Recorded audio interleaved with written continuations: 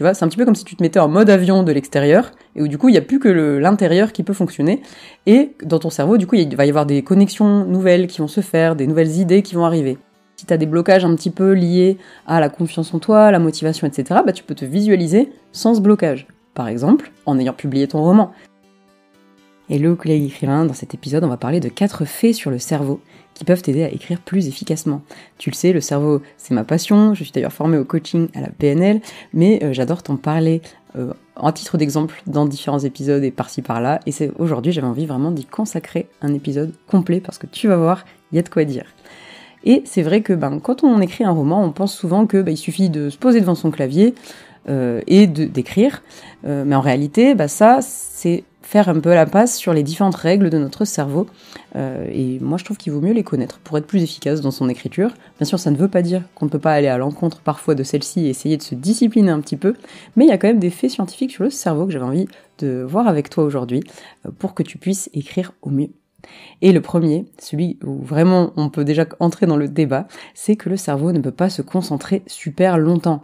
Imagine, on n'est pas forcément fait pour ça depuis la nuit des temps, entre guillemets, on n'est pas censé, les humains, les animaux, rester concentrés pendant des jours, des heures entières.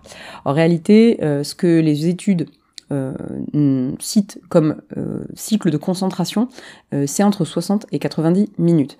Et c'est normal, on n'est pas fait encore une fois pour ça, on n'a pas une attention illimitée. Donc le cerveau fonctionne par cycle, ce qu'on appelle les cycles ultradiens, et plus ou moins au bout d'1 heure, 1 heure et demie, vraiment là on va avoir une grosse baisse de concentration. Donc si par exemple tu fais une grosse après-midi d'écriture, c'est normal d'avoir un moment de pause au milieu où vraiment ça marchera plus du tout. Et à ce moment-là, c'est pas grave. Même si notre attention chute un peu et qu'on est moins efficace, on peut se prendre une pause, s'aérer un peu l'esprit et y revenir. Donc, comment utiliser tout ça pour écrire ton roman ? Vraiment, moi, je te conseille de faire des sessions, alors, en tout cas, à toi de voir dans ton quotidien, mais des sessions assez courtes, 1 heure, 1 heure et demie, maximum. Et de faire ensuite une belle pause de 10 à 20 minutes où vraiment tu fais un truc qui n'a rien à voir avec l'écriture. Maintenant, tu peux aussi faire des sessions beaucoup plus courtes, c'est ce que moi personnellement j'aime bien faire, de temps en temps un petit 15 minutes par-ci, 20 minutes par-là, mais effectivement, ça dépend un peu de ton habitude avec l'écriture, parce que comme tu le sais, on a toujours un petit échauffement, c'est un petit peu comme le sport, qui fait qu'on n'est pas efficace tout de suite, on va pas forcément être inspiré tout de suite. Mais d'ailleurs, il y a une méthode que tu connais sûrement déjà qui s'appelle la méthode Pomodoro, qui ne se base pas sur des sessions d'1 heure, mais sur beaucoup plus court. La méthode Pomodoro, là, on est plus sur du domaine de l'expérience. Expérimentalement, il a été vu qu'effectivement, au bout de 20 minutes environ, on commence déjà à en avoir un peu marre, ou en tout cas à être un petit peu moins inspiré. Si toi tu l'as déjà essayé, au bout de 20 minutes d'écriture, en général, on est un peu rincé, si c'était de l'écriture intense. Et donc la méthode Pomodoro, qu'est-ce que c'est ? C'est des sessions, on va dire de 15 à 25 minutes cette fois, avec une petite pause entre, par exemple, 5 minutes. Et ensuite, on recommence. C'est ce que je propose notamment dans les sessions d'écriture en visio avec la communauté de J'écris un roman. On fait une session d'1 heure, par contre, on la divise en petites sessions de 15 minutes avec une petite pause entre. Si t'as déjà essayé ça, en général, ça marche quand même vraiment bien, parce que les 15 minutes, on va tout donner, et ensuite 5 minutes de relâchement. En tout cas, même si c'est pas forcément ton style, parce que ça dépend aussi de ta façon d'écrire, etc. Et moi, ça dépend beaucoup. Si je suis en réécriture, en écriture de premier jet, il y aura une efficacité complètement différente, évidemment. Mais en tout cas, c'est quelque chose que tu peux essayer pour écrire un petit peu plus efficacement. Ce que je te conseille aussi, c'est de programmer ces sessions-là. Plutôt des moments où tu sais que tu auras l'inspiration un petit peu, ou en tout cas que tu as l'habitude d'écrire et que ça se passe bien. Ça peut être le matin pour certains, ça peut être tard le soir pour d'autres, ou encore sur la pause déjeuner. C'est sûr que plus tu connaîtras ton fonctionnement, plus ça sera simple pour toi. Il y a un auteur qui applique cette technique, c'est Haruki Murakami. Il suit un rituel très strict d'écriture, puisqu'il écrit de 3 à 5 heures chaque matin. Donc lui, pour le coup, il respecte pas trop cette histoire des 90 minutes. Il fait quand même des pauses. Et ensuite, à partir de là, il part sur se relaxer, faire du sport, etc. pour respecter un petit peu son rythme naturel. Alors la deuxième chose, on a très très peu parlé sur ce podcast, ça, c'est que ton cerveau ne fait pas la différence entre imagination et réalité. Alors, bien sûr, à prendre avec des pincettes, mais si tu as déjà eu des frissons en lisant une scène absolument incroyable, si un plot twist t'a complètement déglingué et fait ressentir plein d'émotions, ou si en écrivant des passages assez forts, tu t'es mis à avoir des émotions, à pleurer, etc., La raison derrière ça, c'est qu'effectivement, il y a une partie de ton cerveau qui distingue pas totalement ce qu'on vit réellement de l'imagination. Les neurosciences, en fait, elles montrent que visualiser une action, ça active parfois les mêmes zones du cerveau que la réaliser réellement. Alors bien sûr, on arrive quand même à se rendre compte que c'est pas la vraie vie, mais tu vois, il y a une partie de ton cerveau pour qui c'est pareil. Et donc, comment tu peux utiliser ça pour écrire, à ton avis? Et oui, on va pouvoir utiliser la visualisation. Ça marche par exemple avant une session d'écriture, tu peux visualiser la scène, fermer les yeux et vraiment t'imaginer la scène que tu vas écrire, où sont tes personnages, qu'est-ce qu'ils font, qu'est-ce qu'ils ressentent, etc. Et ça t'aidera vraiment à te plonger dedans.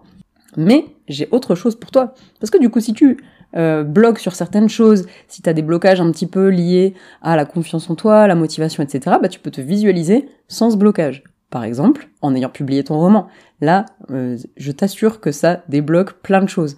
Donc n'hésite pas, quand tu bloques ou quand tu sens que ça va pas forcément fort, à fermer les yeux et à t'imaginer ce moment où tu mets, par exemple, le point final de ton roman, ou par exemple tu le tiens dans tes mains, ou tu ressens le oui d'un éditeur, etc.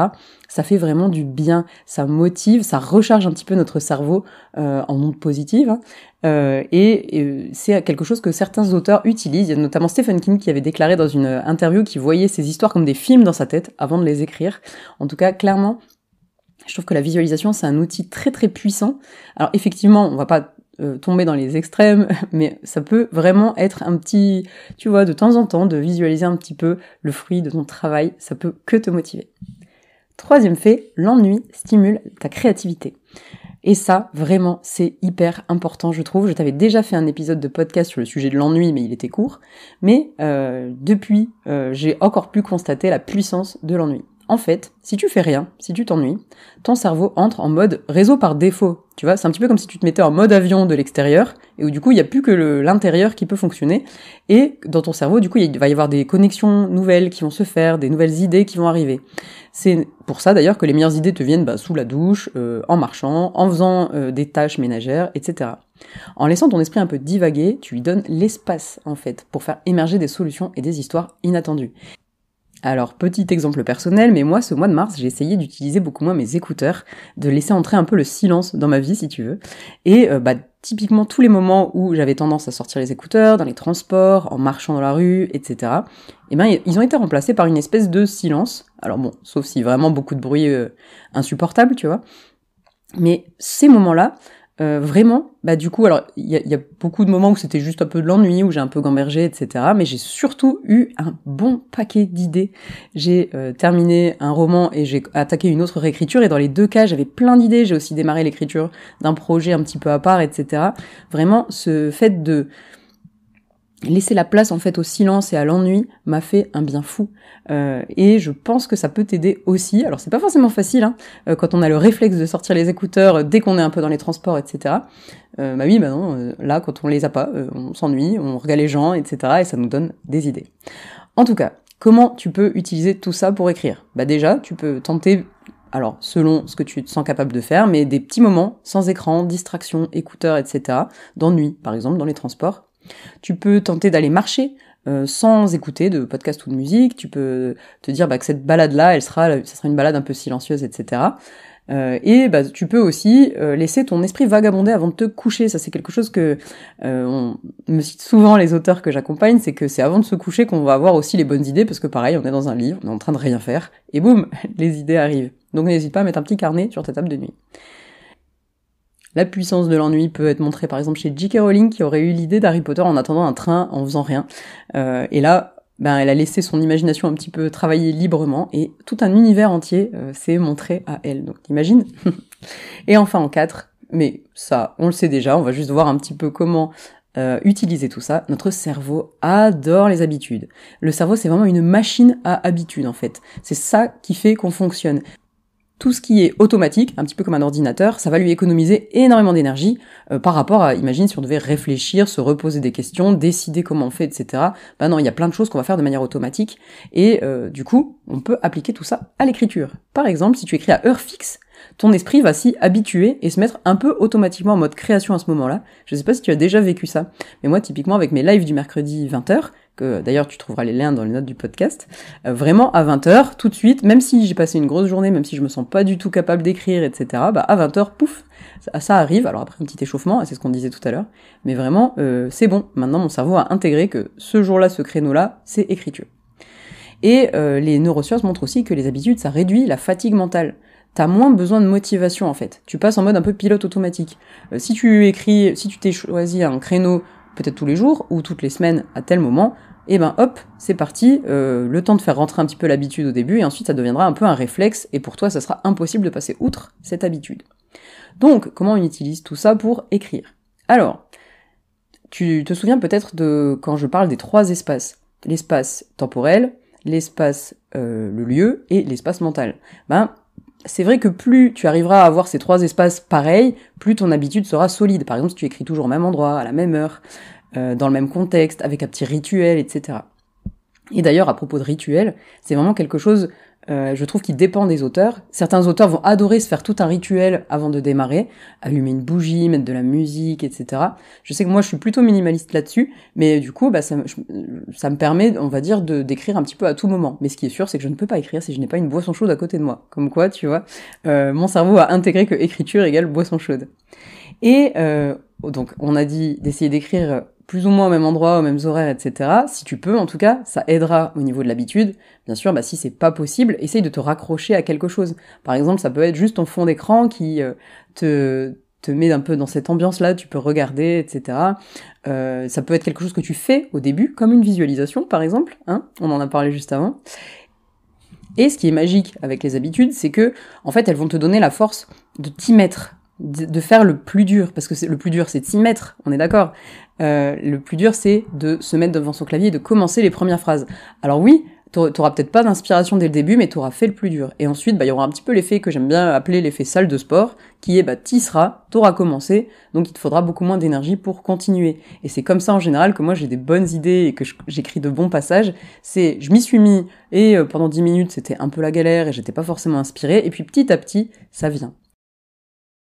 Il y a Victor Hugo qui écrivait chaque matin enfermé dans sa chambre, parfois nu pour pas être tenté de sortir. Tu le savais ça ? Je trouve ça dingue.